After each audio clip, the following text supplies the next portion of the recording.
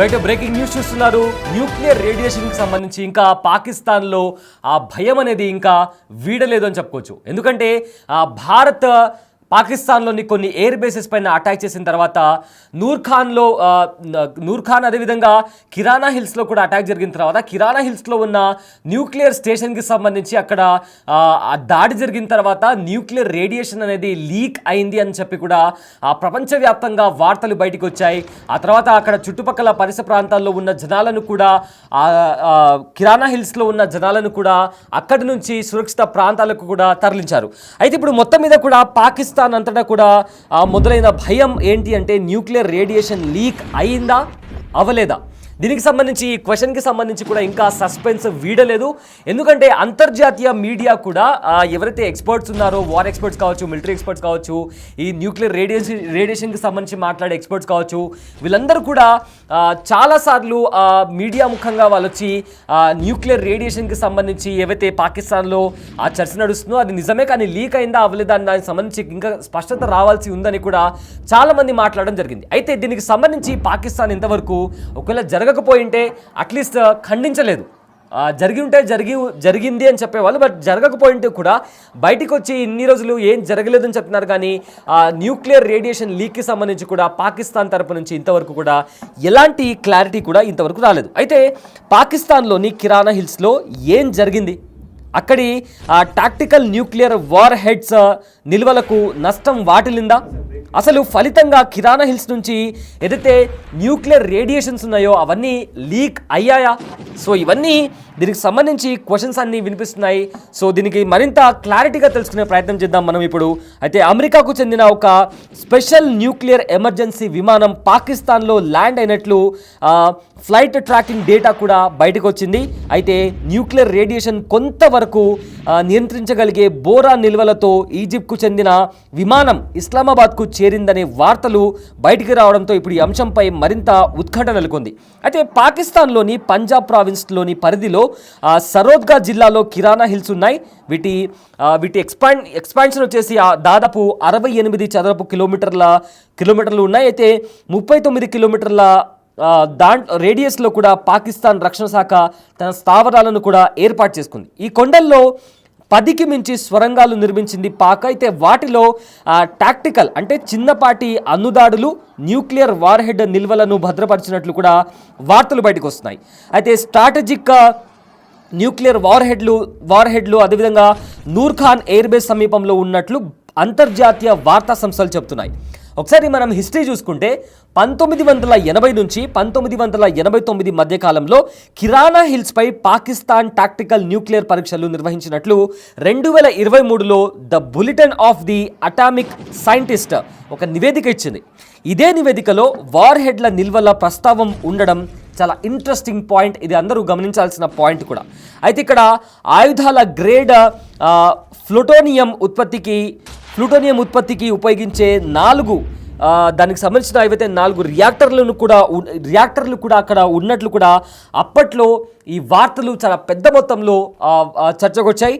అయితే ఇప్పుడు ఎందుకు ఇంత ఉత్కంఠ నెలకొంది? సరే, అక్కడ న్యూక్లియర్ వెపన్స్కి సంబంధించి అక్కడ వాళ్ళు బంకర్లు నిర్వహించారు, అక్కడ కొండల మధ్య సోన్స్ ఎక్సెట్రా ఇవన్నీ ఉన్నాయి. బట్ ఇప్పుడు ఎందుకంత కీలకంగా మారింది? ఎందుకు కిరాణా హిల్స్ గురించే పదే అంతర్జాతీయ మీడియా ఎందుకంత స్ట్రెస్ చేసి మాట్లాడుతుంది అంటే ద మెయిన్ పాయింట్ ఏంటి అంటే అక్కడ దాడి జరిగిందా అనే క్వశ్చన్కి ఇవన్నీ డాటెడ్ పాయింట్స్ కనెక్ట్ చేస్తూ ఇప్పుడు కిరాణా హిల్స్ అనే ఒక ప్లేస్ గురించి ఇప్పుడు అంతర్జాతీయంగా తీవ్ర చర్చ మొదలైంది. అయితే రీసెంట్గా ఆపరేషన్ సింధూర్ భారత ఆపరేషన్ సింధూర్ చేపట్టింది.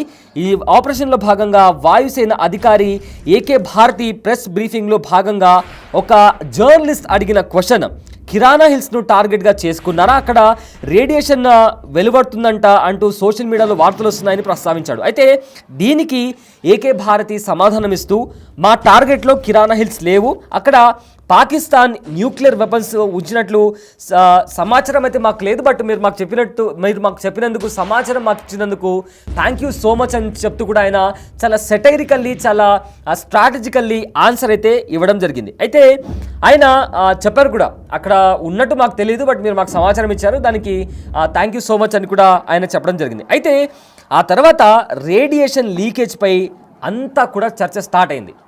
సో ఏదైతే ఎయిర్ బేస్ పైన అటాక్ జరిగిందో ఆ ఎయిర్ బేస్కి సంబంధించి క్వశ్చన్ అడిగినప్పుడు అక్కడ సో వెపన్స్ ఉన్నాయని మాకైతే తెలియదు, మీరు చెప్తున్నారు కాబట్టి ఇప్పుడు మాకు తెలుస్తుంది, థ్యాంక్ యూ సో మచ్ అని చెప్పిన తర్వాత కూడా ఈ న్యూక్లియర్ రేడియేషన్, ఇప్పుడు మీకు బిగ్ స్క్రీన్ పైన ఒక మ్యాప్ కనిపించింది బ్లూ కలర్లో కూడా, ఏదైతే ఆ సర్కిల్ కనిపిస్తుందో దాని అంతటా కూడా అది కిరాణా హిల్స్కి సంబంధించి ఏదైతే న్యూక్లియర్ పవర్ ప్లాంట్ ఉందో, న్యూక్లియర్ ప్లాంట్ ఉందో అక్కడ దాని సమీపంలో అటాక్ జరిగిందని కూడా వార్తలు బయటకు వస్తున్నాయి.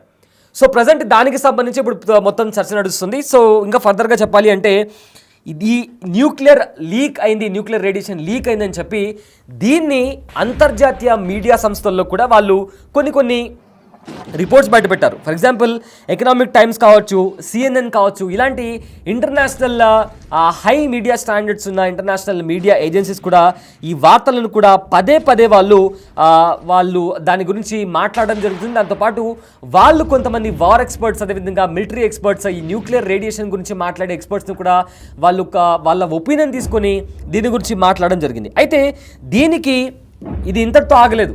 జస్ట్ మీడియాలో వచ్చింది కదా, సరే దీన్ని ఎదురాగా మేబీ ఫేక్ అయి ఉండొచ్చు అని కూడా అనడానికి లేదు.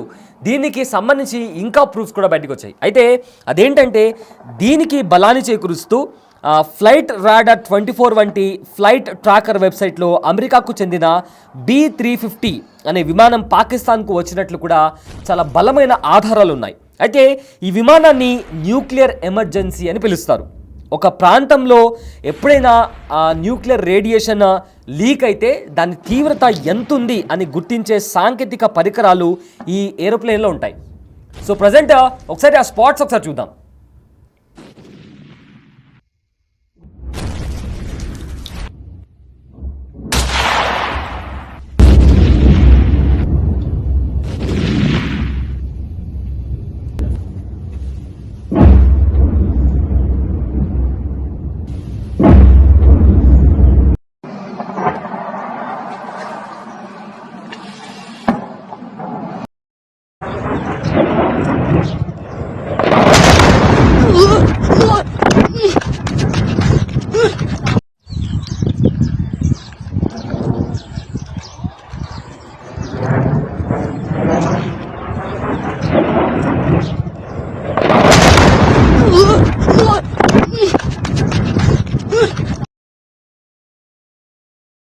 మొత్తం మీద కూడా ఎకనామిక్ టైమ్స్ కూడా దీనికి సంబంధించి కూడా ఇలాంటి ఒక B350 అనే ఏరోప్లేన్ కూడా వచ్చిందని కూడా పేర్కొంది. అయితే షుకుషిమా ఉదంతంలోనూ ఈ విమానం జపాన్కు వెళ్ళినట్లు కూడా ఎకనామిక్ టైమ్స్ గుర్తు చేసింది. అదేవిధంగా ఈజిప్ట్ నుంచి బోరాన్ నిల్వలతో మరో విమానం పాకిస్తాన్కు చేరుకున్నట్లు కూడా వార్తలు వచ్చాయి. అయితే న్యూక్లియర్ రేడియేషన్కు సంబంధించి న్యూటన్లను బోరాన్ 10 ఇసోటోప్లలో విలీనమవుతాయి. ఫలితంగా రేడియేషన్ ప్రభావం తగ్గుతుంది. అందుకే ఈజిప్ట్ బోరాన్ పంపించింది ఉంటుందని చెప్పి కూడా ఇలాంటి అంతర్జాతీయ మీడియా కథనాలు కూడా చెప్తున్నాయి. అయితే నూర్ఖాన్ ఎయిర్ బేస్ సమీపంలో బంకర్లోని వార్ హెడ్లకు నష్టం జరిగి రేడియేషన్ లీక్ అయి ఉండొచ్చని కూడా ఇప్పటికే అమెరికా అత్యున్నత దర్యాప్తు సంస్థ CIA మాజీ అధికారి రాండ్ కార్పొరేషన్ విశ్లేషకుడు డెరెక్ గ్రాస్మెన్ను కూడా ఉటంకిస్తూ ఎకనామిక్ టైమ్స్ తన కథనంలో తెలిపింది. ఈ దాడులు పాకిస్తాన్ న్యూక్లియర్ కమాండ్ అథారిటీ పాలిట శత్రుఘాతం అని చెప్పి కూడా ఆయన వ్యాఖ్యానించినట్లు కూడా ఎకనామిక్ టైమ్స్ కథనం కూడా స్పష్టం చేసింది. సో మొత్తం మీద కూడా పాక్ దాడులను భారత్ తీవ్రతరం చేయడంతో ఈ నెల 10వ తేదీన తెల్లవారుజామున ప్రధాని మోదీకి అమెరికా అధ్యక్షుడు JD వాన్స్ ఫోన్ చేసి విషయం తెలిసిందే. అయితే దీనికి కారణాలను కూడా విశ్లేషిస్తూ CNN ఒక కథనాన్ని కూడా ప్రచారం చేసింది.